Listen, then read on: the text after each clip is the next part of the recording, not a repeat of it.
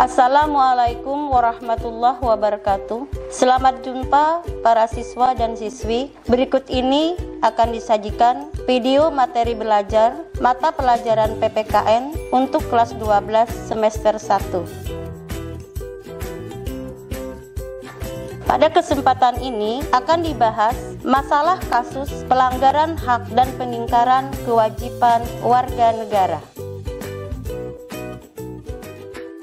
Untuk lebih jelasnya, silahkan saksikan tayangan video berikut ini. Selamat menyaksikan.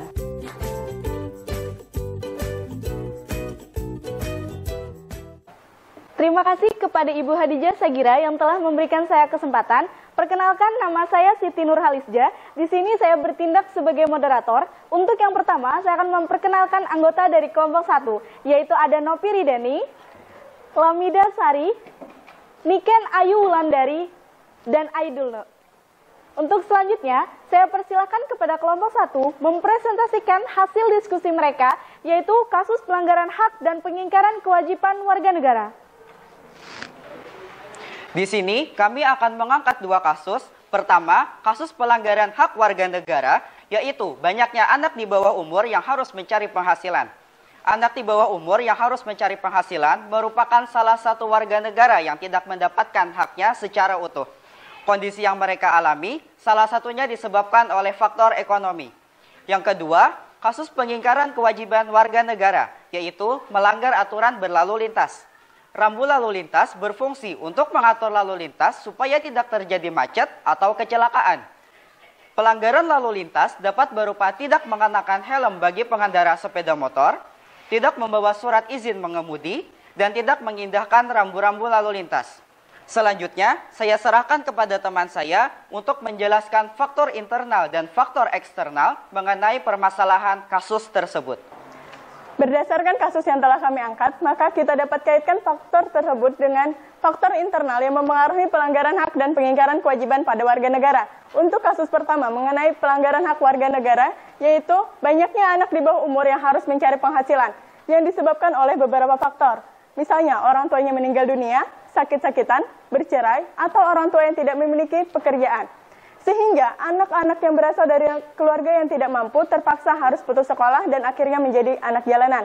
Untuk kasus kedua mengenai pengingkaran kewajiban warga negara, yaitu melanggar aturan berlalu lintas.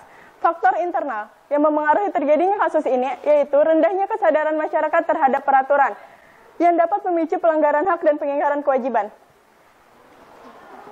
Ketidakpatuhan terhadap peraturan ini dapat memicu terjadinya kerugian bagi diri sendiri dan orang lain. Contohnya seperti terjadi kecelakaan. Faktor eksternal dari kedua kasus tersebut untuk kasus yang pertama mengenai pelanggaran hak warga negara, yaitu banyaknya anak di bawah umur yang harus mencari penghasilan. Faktor eksternal dari kasus tersebut adalah penyalahgunaan kekuasaan.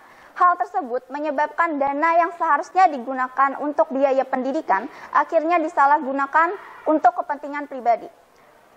Contohnya, beberapa pejabat yang melakukan korupsi. Mereka telah menggunakan kekuasaannya untuk kepentingan diri sendiri dan mengabaikan hak rakyat. Untuk kasus yang kedua, mengenai pengingkaran kewajiban warga negara, yaitu melanggar aturan berlalu lintas. Faktor eksternal dari kasus tersebut, yang pertama adalah karena ketidaktegasan aparat penegak hukum. Contohnya, pengendara sepeda motor yang tidak mengenakan helm saat berkendara, tetapi aparat hukum tidak memberikan sanksi yang tegas. Kemudian, faktor eksternal yang kedua dari kasus tersebut adalah terjadinya krisis moral dan karakter bangsa. Contohnya, yaitu kurangnya kesadaran masyarakat dalam menaati peraturan berlalu lintas. Demikian tadi faktor internal dan eksternal dari kedua kasus tersebut.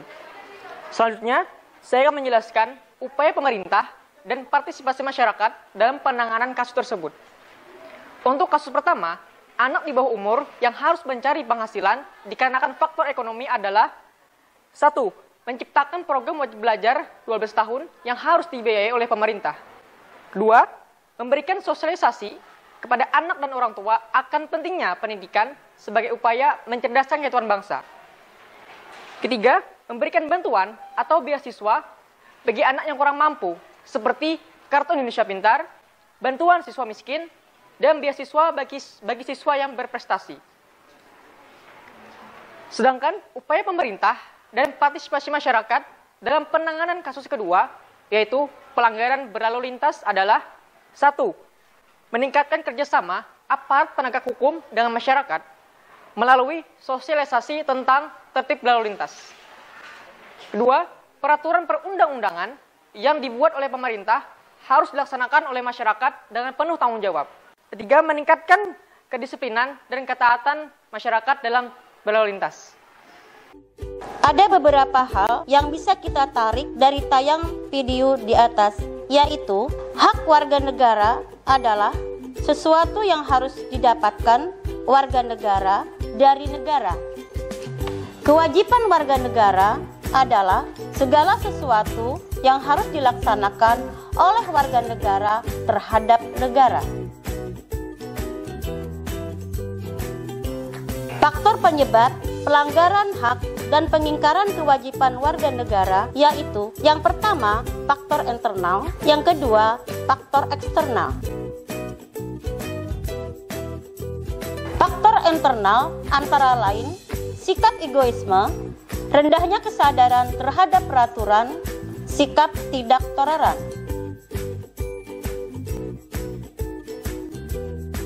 Faktor eksternal antara lain ketidaktegasan aparat penegak hukum dan adanya kesempatan, minimnya sosialisasi peraturan dari pemerintah dan penyalahgunaan kekuasaan, terjadinya krisis moral dan karakter bangsa, serta penyalahgunaan teknologi.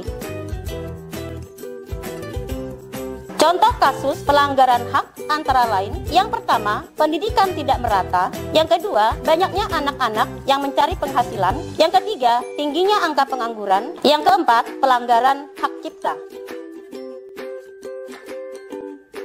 Contoh kasus pengingkaran kewajiban antara lain, yang pertama, melanggar aturan berlalu lintas, yang kedua, unjuk rasa yang berakhir ricuh, yang ketiga, tidak membayar pajak, yang keempat, menghindari tugas menjaga lingkungan. Contoh penanganan kasus pelanggaran hak di mana anak di bawah umur mencari penghasilan karena faktor ekonomi, antara lain, yang pertama, melaksanakan program wajib belajar 12 tahun. Yang kedua, sosialisasi pentingnya pendidikan. Yang ketiga, memberikan beasiswa bagi anak yang tidak mampu.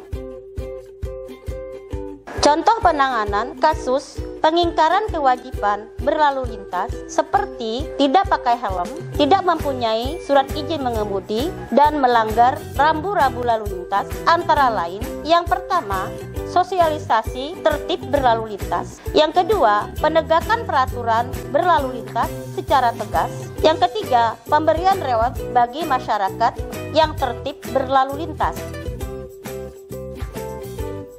Demikianlah tayangan ini kami persembahkan, semoga bermanfaat dan terus giat belajar.